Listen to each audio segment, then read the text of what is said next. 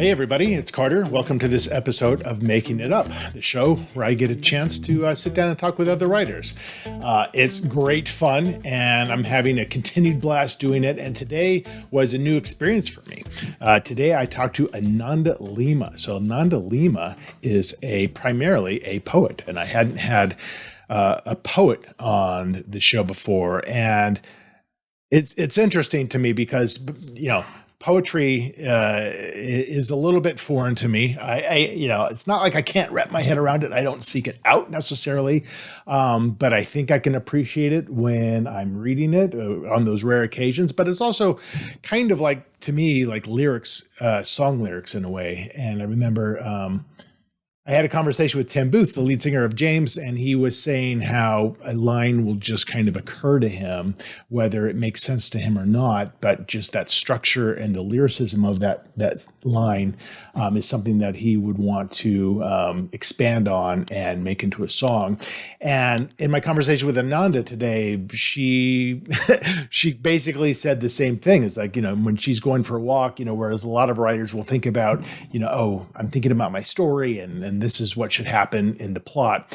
She will be thinking of words and a particular sentence that she just loves. And that might make it harder to create a story out of it, but it certainly helps her when she's creating poetry. So it was just really interesting hearing about her thought process. But she writes more than just poetry. She also writes short fiction, and she's starting work on what sounds like it's going to be a novel. But her most recent work of poetry is out. It's called Motherland. It came out in 2021, and it looks wonderful. And at the end, we kind of struggled, but had a great time making up a very bizarre short story based on a sentence from Stephen King's The Institute. So I hope you enjoy. This is my conversation with Ananda Lima.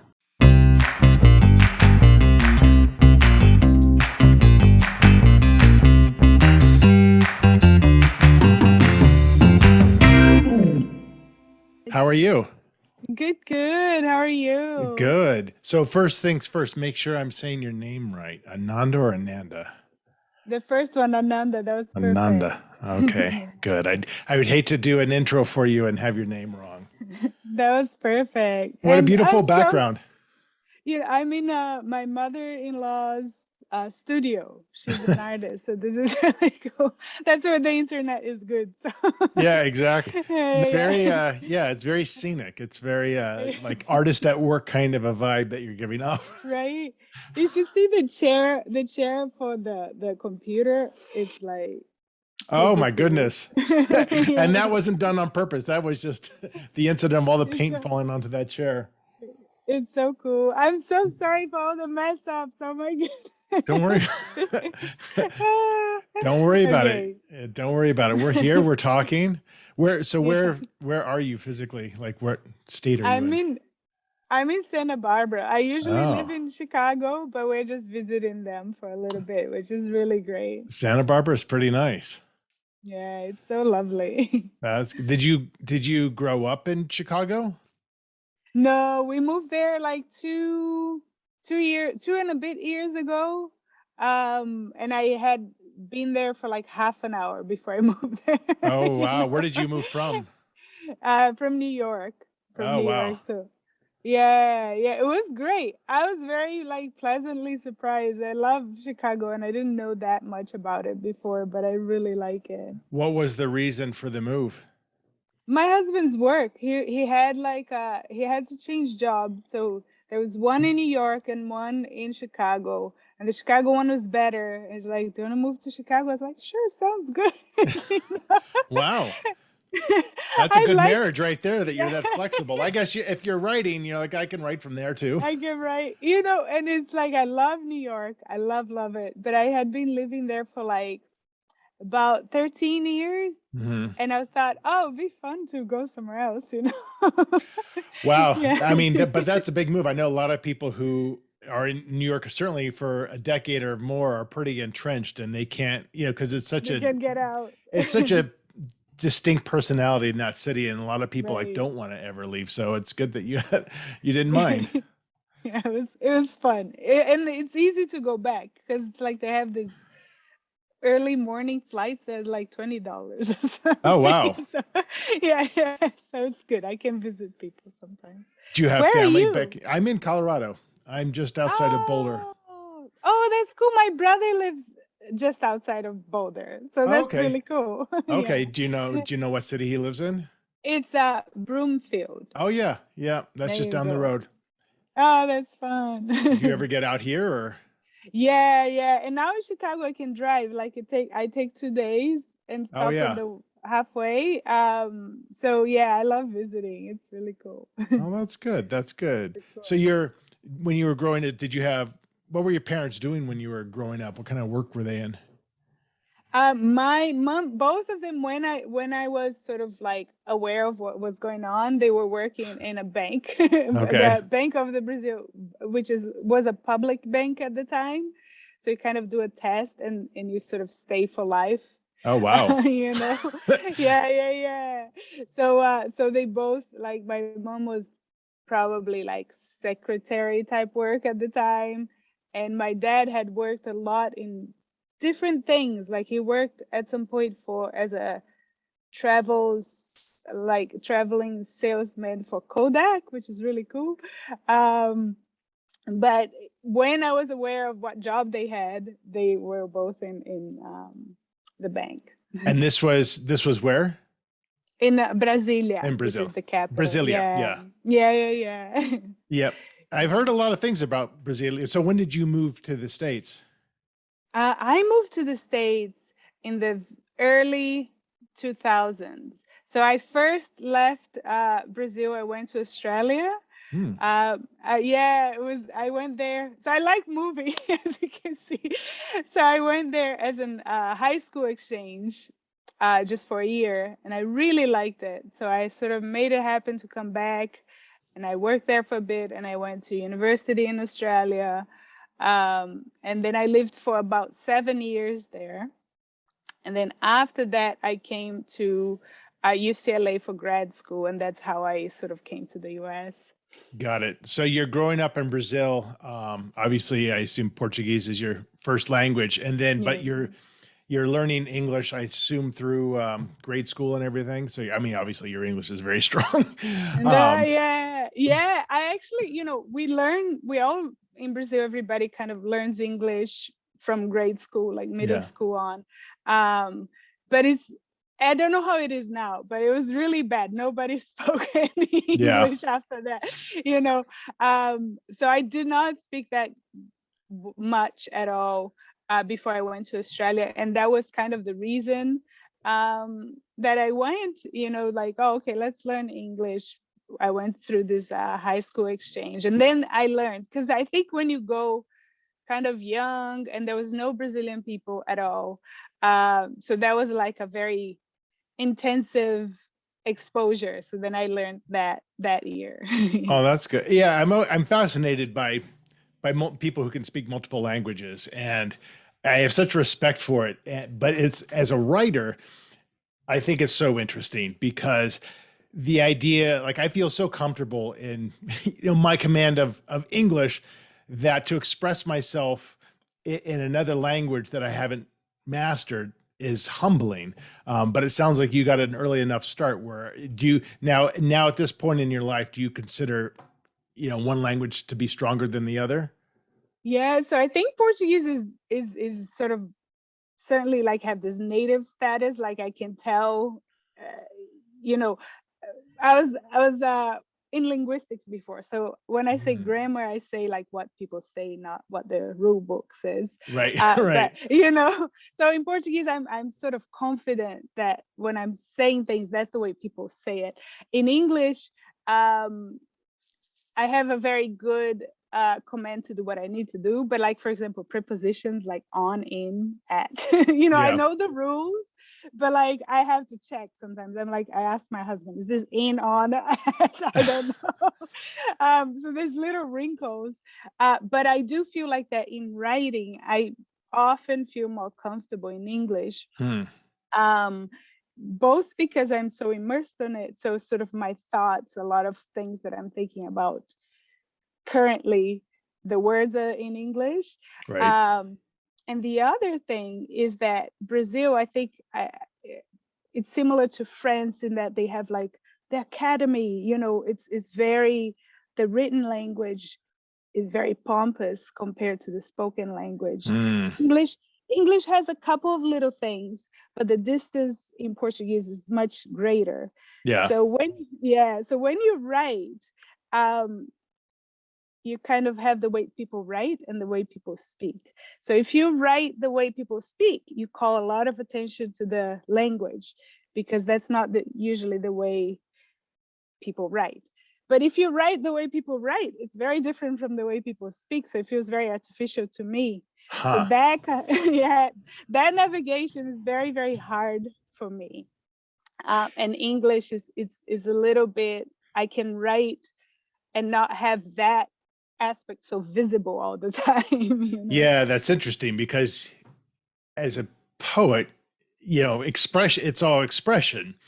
Yeah. And you've got to find just exactly what's fitting what you're trying to say. And that might not be a formal kind of, oh, that's interesting. So do you write in Portuguese? Like, do you write poetry in Portuguese also? And it's very rare. So I think there was this summer that I wrote like a short story in Portuguese, and I was writing a lot of little bits of poems in Portuguese.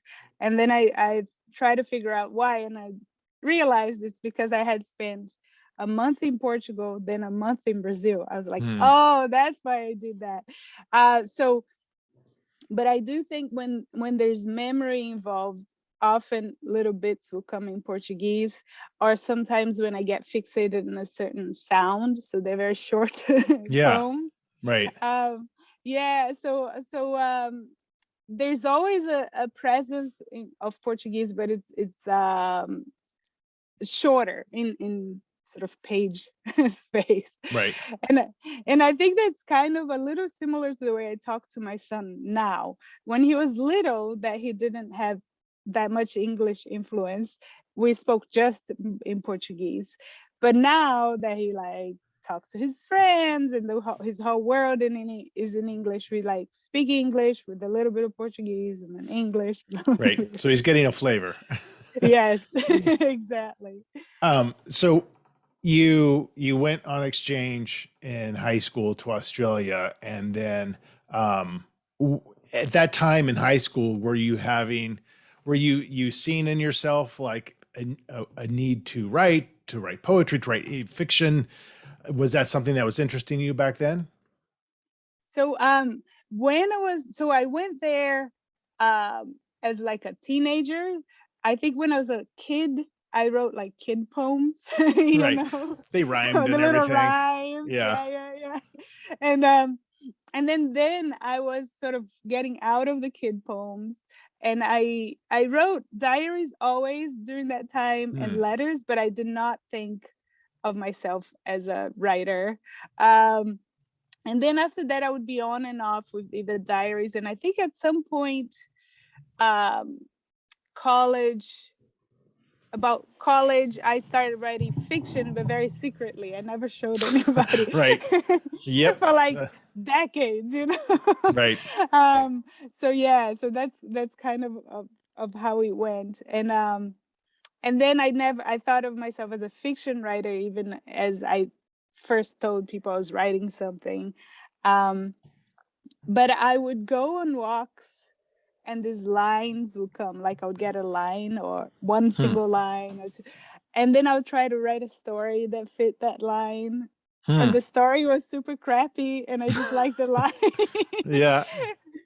So I realized, oh no, these things are not stories. These things are poems. So it was kind of a rediscovery much later.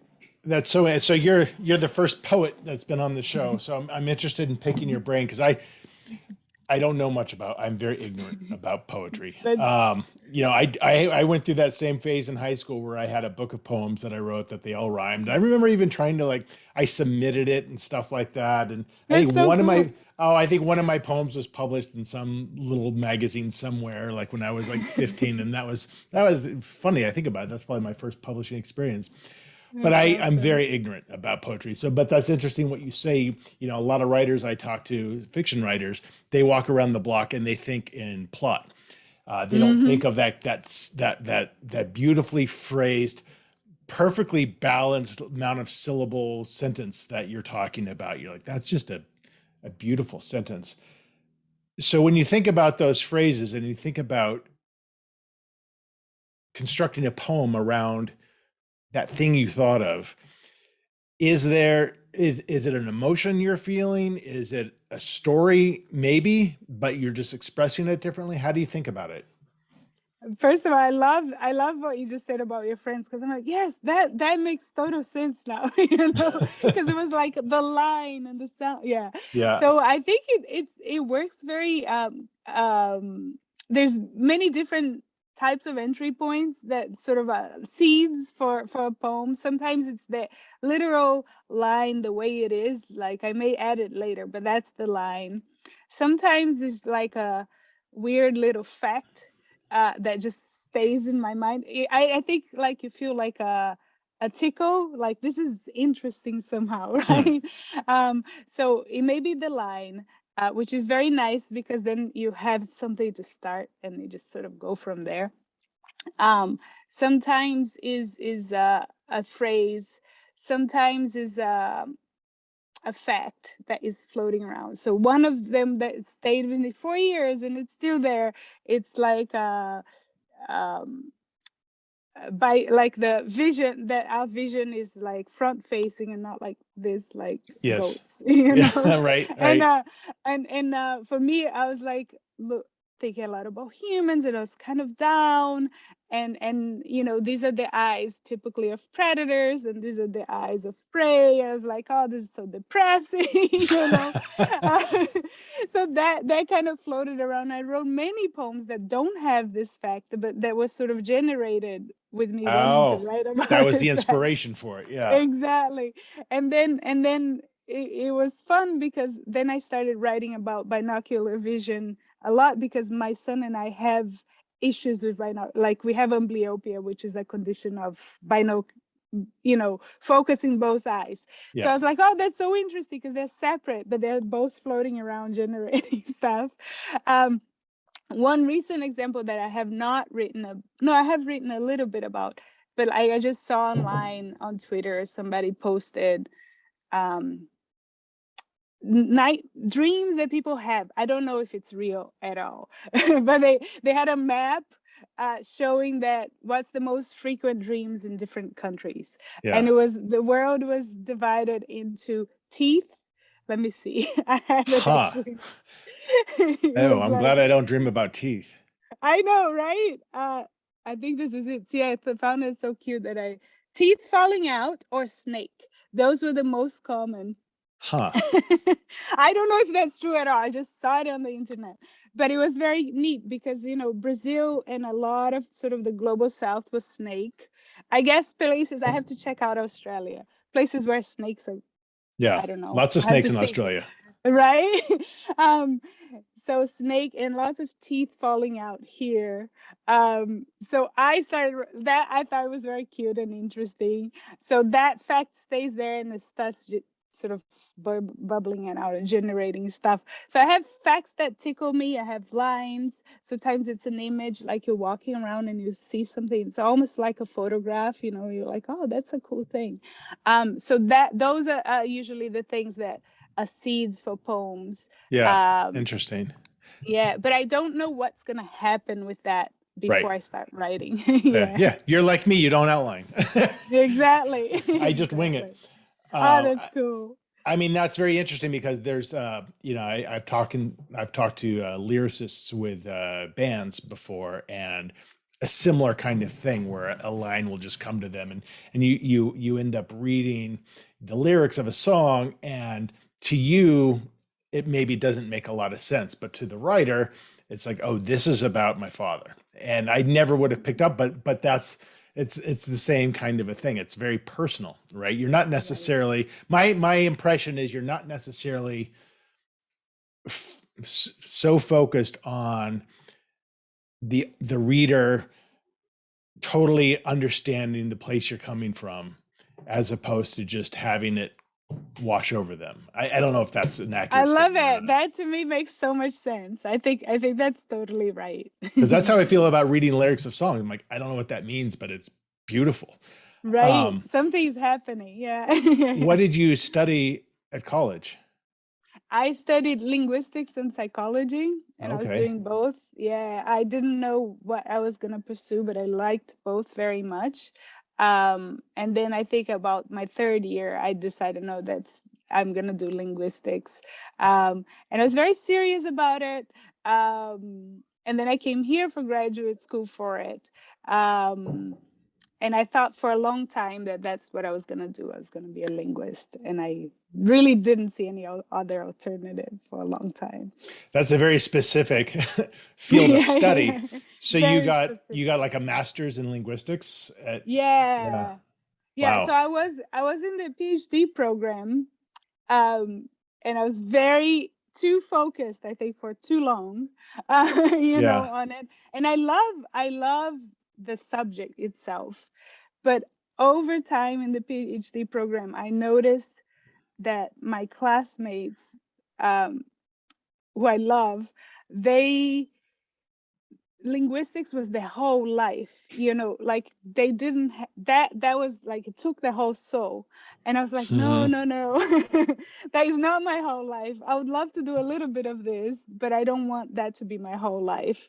So I sort of realized in the PhD program, watching others, that it wasn't the same to me as it was to them. And with these like academic careers, it's just so random, and you end up anywhere, and you spend so many years floating around trying to get a job. I was like, I'm not gonna do that if I don't know that that's all I want. So what would be like if you had gotten a PhD in linguistics, what would have been the natural type of work that you would have been doing, like some of your colleagues are maybe doing now? Yeah, so mostly it's an academic Yeah. path, and the only place that you can work is as a professor in a university, which for them is very hard. But when they get there, like when they got there, it's like a dream, because they Yeah. had do nothing but think of that stuff. Um, some people, but then it doesn't make a huge difference if it's a master's or PhD, which is what I realized. They work in tech, like in search and Hmm. things like that, because Hmm. you need a linguist there to sort of try to figure out how answers how to understand questions that people type. Right. That's another path. Yeah, those are but the academic is the most common. So we talk a lot on this show with other writers about not only the aspect of writing, but the reality of the business of writing. And those two things are very disparate sometimes, right? Like, all your passion is in the written word, and then to actually make a living doing it is incredibly difficult, if not impossible, for most people. So as you're deciding not to pursue your PhD and you're getting more and more into writing, how is that manifesting itself with the reality of, like, this is going to be my job? Yeah, so luckily for me, I did not at that time of that transition, I didn't I wasn't brave enough to like be out as a writer yet. Right. So I didn't I went, so I got a job like with knowledge manage people. Yep. So it's like the search, using the linguistics to sort of provide answers to questions kind Got of it. thing. Got it. So I was like, okay, this is gonna be my job.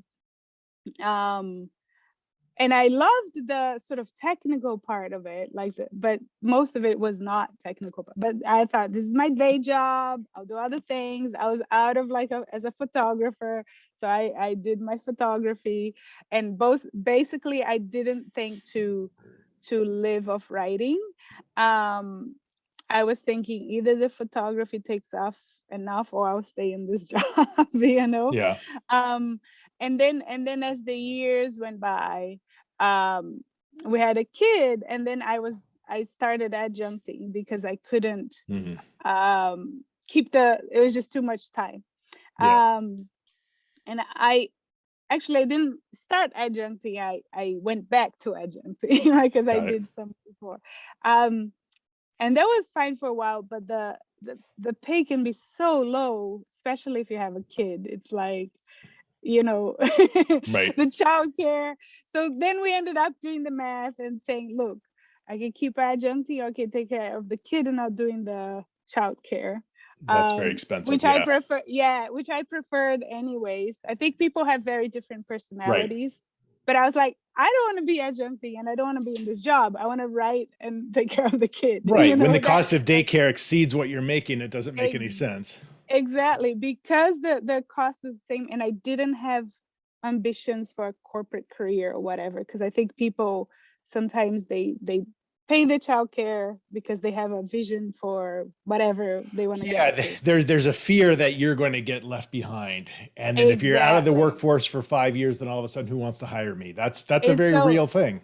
Yeah, it's such a hard balance. But I was like, no, I don't even want these jobs. I'm only doing it because I have to pay the bills. You know? Right. So then we thought about it, and it was the best decision. And so that's kind of where I am now. So I make a little bit of like teaching and events and something like that, but we would not be enough to sort of support us. I think it would be very difficult, especially as a poet, to make it so that it's enough to pay my bills. Yeah, I mean, it's incredibly difficult. I mean, whether it's novel writing or poetry or nonfiction, there's a lot of people who are, we're journalism majors, and they continue to work in in the dwindling field of journalism in order to support their writing as well. It's really difficult, and you might have a successful book, but that doesn't mean your next one's going to be, it's very, so what was that? So what's the process been like? Cause I see poetry as this thing that I struggle to like understand, not the poems themselves, but just the craft of it. I also feel that way sometimes. Right, because so you even talked about the fear of calling yourself a writer, which permeates every writer. I'm embarrassed to tell people I'm a writer. I don't know why. It's just a thing.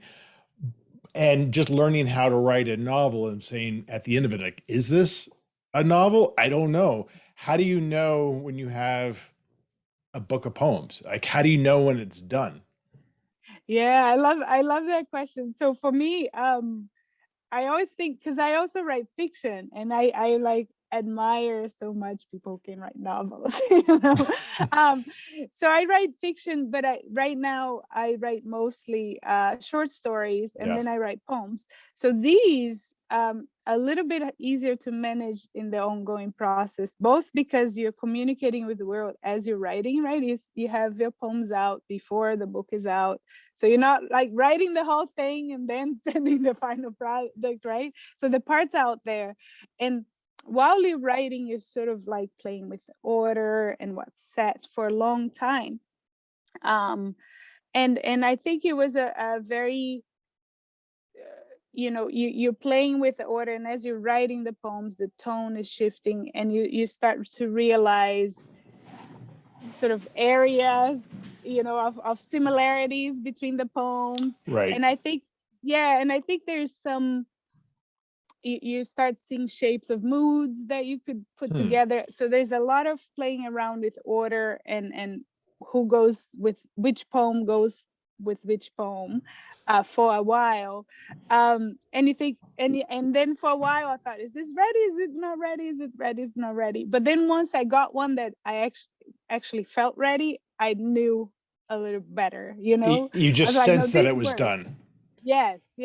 But before I didn't know it wasn't done. Right. I was like, but when it was done, I felt it was done. That's so interesting what you said about, rearranging the poems, because so much of novel writing, for example, and I always preach this to aspiring writers who struggle to get a book done. The biggest problem is they just don't get the book done. You know, they're worried about everything being perfect and they don't finish it. And to me, I'm like, just finish it. It's going to not be good. And then it comes alive, hopefully, in the editing. Now with you, you've written all these poems and you're rearranging. It almost sounds like you're looking for a kind of that connective thread that hopefully was there subconsciously when you were writing all of these poems.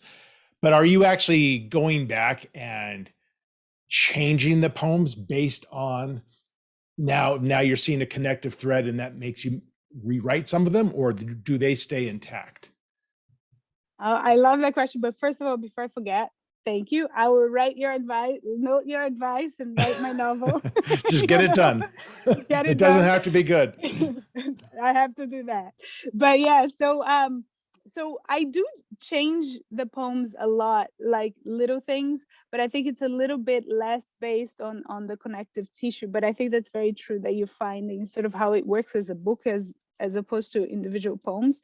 But one thing that I think happens more is writing new poems. So you kind of notice the vibe and notice it going this way, and you're like, oh, maybe I should think about more poems about that would go in this session. And I start thinking about those themes and write new poems to put there.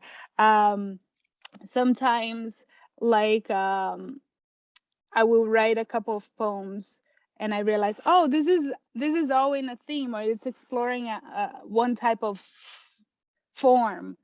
I should try more of these because this is a thing, you know? Yeah. So sometimes when I'm writing, I'm like, oh, okay, this could do more stuff. Also the opposite. So maybe I have a set of poems and they sort of fit kind of okay, but then I have another one and I find, oh, this is what this is about. This poem has to go, you know? Interesting.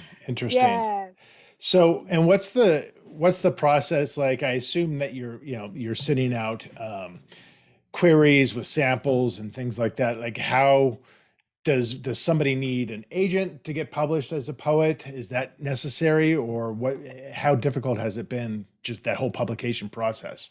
Yeah. So yeah, this is great question for me because now I'm trying the fiction way. So I'm like, oh, that's so different. Yeah. No, so poetry basically is mostly so not commercial. I think very few, if any, people publishing poetry, as in the presses, make any money off the poetry. You know, I think that the big, whatever big place that has poetry usually sponsored by the fiction and nonfiction, you know, like the books that sell, you know. Right. But they have an So umbrella where they cover poetry as well. Yes.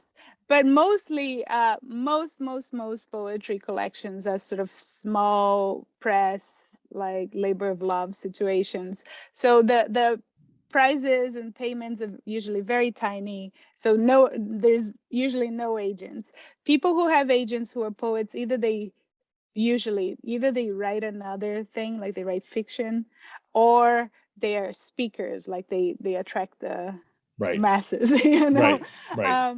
Yeah, The Maya Angelou type. Exactly, it's like yes, exactly. But so usually no agent, and most of them are through contests or open reading periods that you just send your thing through Submittable, just like you would submit a story or something like that. And the thing to watch out is just the entry fees, you know, like, so you have to sort of calibrate your sending. You can resend to the same press. So usually what happens for me, and I think for a lot of my friends, you send out your first year. Maybe it's great, maybe it's not. You may not hear from anybody. The second year, maybe you'll be finalist for a couple of people, you know. And then once you're a finalist, you're like, okay, I'm close. And then you send the next year, however many years it takes. But it's just sending to context, basically. Interesting. Usually. And when you do publish a book of poems with the press, what is that process like? Do you actually get So with the novel, your editor is going to say, okay, here are all of my edits. Does that happen with poetry?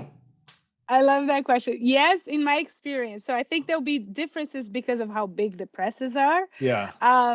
But for me, it's like that, but I would say that probably a fiction writer would be like, what? That's all? The Yeah. edits are not as gigantic, you know?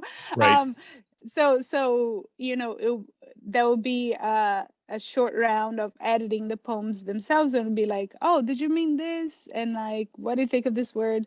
But it's kind of very light compared to fiction Yeah. editors. And then you have a couple of rounds of that, and then you have the copy edit. That's a very good one, Yeah. where they catch like whatever they look at, like, I don't know, like for example, I had lead. I wanted lead, like the thing lead, not Yeah. somebody led. Right. And I had written the other way, and that's a big change. Yeah. And then they catch all these little Yeah. things, Yeah. Yeah. For which sure. is great. But with, you know, with poems there, I feel like there are less rules. So you're like, I wanted to keep it lead that way. Exactly. That was part of my artistic choice.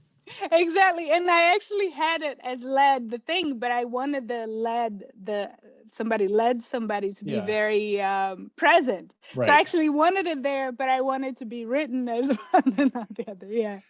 Yes. So There's a lot of space for that. There's a lot of space. as you kind of continue your career, what are your thoughts about, like, this is what I want to do next, or this is where I want to be? I don't know if you think like this, like 10 years from now, or is it very, I'm very happy just writing my poetry and whatever happens.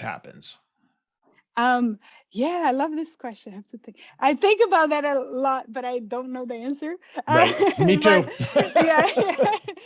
But here's the thing. So the next thing's a little clearer for me. Like, so I have a short story collection, and I won a fellowship where I work with an editor. That's why now I know how much editing editors as Yep. fiction people get. So she's wonderful. And she is at Macmillan and Tor. So it's wonderful. Yeah. So she is working with me in this story collection that I already had.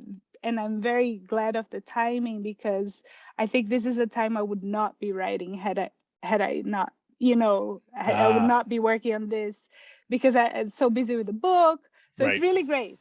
But I'm very focused on that. I really think that I'll be able to finish this year, this book. So that's the short story, because it's like the draft is there. I'm just doing all the other stuff. Right. Right.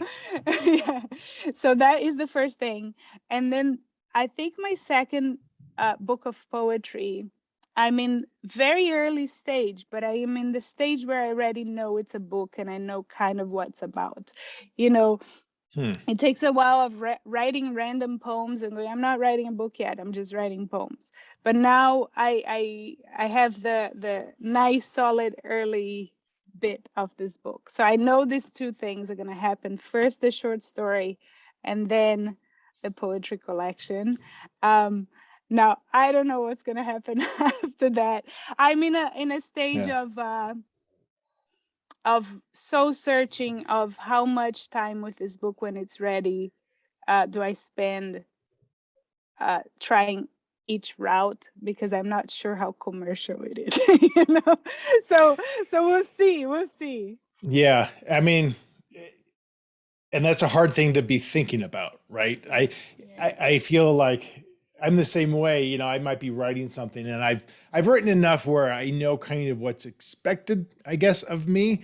But if I thought about that while I was writing, it takes all the joy out of it. If I start thinking about, is this commercial, or is my audience going to like this, as opposed to like, this entertains me, this is meaningful to me, hopefully it'll resonate. But it's a double-edged sword for sure, because your editor might be like, I don't like this. This isn't a Carter Wilson novel. And so, it's you got to balance that. Exactly. And I think it's I think I'm very lucky with the editor I got because she's wonderful and she's very, very commercial. Whereas I'm very, very experimental. And the like I like the people in my MFA, they were like in the clouds and it was really fun and all the stuff I like. But it's great because she's very also she's like, you don't have to change this. This is what and then I kind of get some awareness. Which is being very good, but also my awareness is going more like, oh, I think I'm kind of a like more experimental person, that's Right. what I like to do. Yeah, and there's a market for that we'll for see. sure. So we'll see. Yeah, so I think it may be, who knows where it's gonna be, but yeah, that's what I don't know about the future. Yeah, that's okay. You don't have to know about the future. yeah.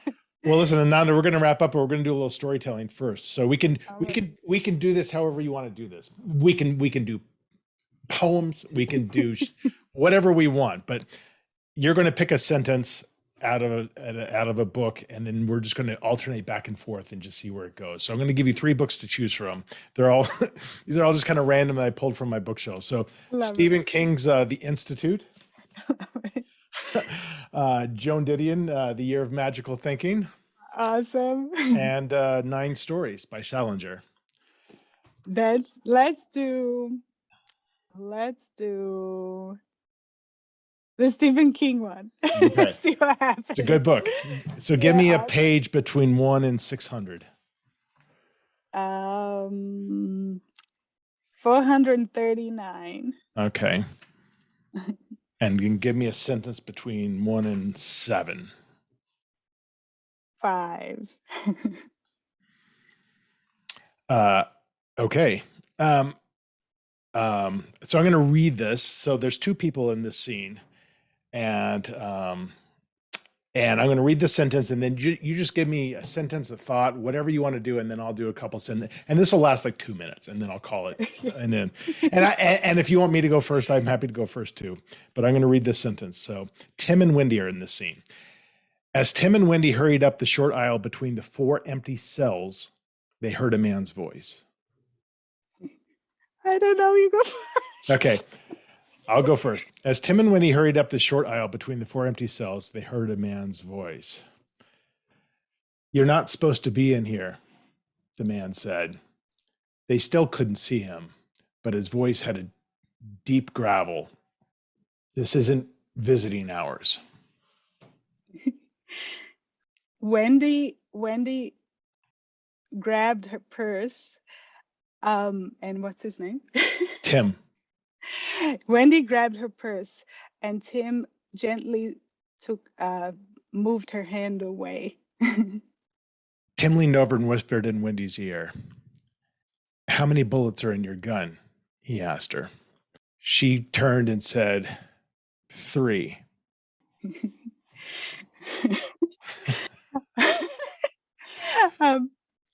Okay. He nodded and proceeded to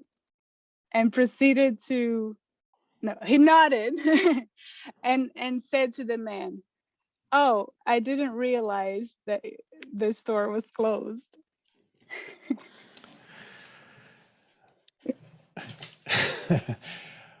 It was interesting there being a store inside the prison, but there was.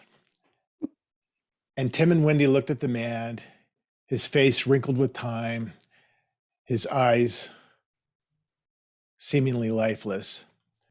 Wendy said, "Why are you selling corn dogs here?" All right, last line is for you. The man said, What is it? What is it? It's none of your business." While Wendy aimed for her first shot. Oh, there you go. The poor man's just trying to make a living, and she shot him dead. Oh my God, that was fun. That's fun. That could have been a poem. There you go. We just cut some of the words and it will Right, work out. exactly. Yeah. Well, Ananda, it was a pleasure to meet you. It was a pleasure to speak to you. I loved hearing about your journey and your experiences, and about kind of your thought process as you write not just poetry, but certainly short stories, and looks like it's going to be maybe some long form fiction. So I'm excited for your continued journey, and I really appreciate your time. Thank you so much. It was so lovely to meet you, and this is really fun. Take care. We'll talk soon. Thank you. Bye. Bye. That was my conversation with Ananda Lima. So I really had a good time talking to her. And again, it was great to kind of have her deconstruct for me kind of the process of writing poetry versus other types of fiction. And it's fascinating that she's such a background in linguistics, and how that kind of helps her when she's thinking about language. So if you want to know more about Ananda, please visit her website, where she has got all her information on there about the books you can buy, anandalima.com. And if you want to find out more about me, just go to carterwilson.com. I hope you enjoyed this. I really appreciate you either watching and or listening. So take care. We'll have more episodes out soon. Bye.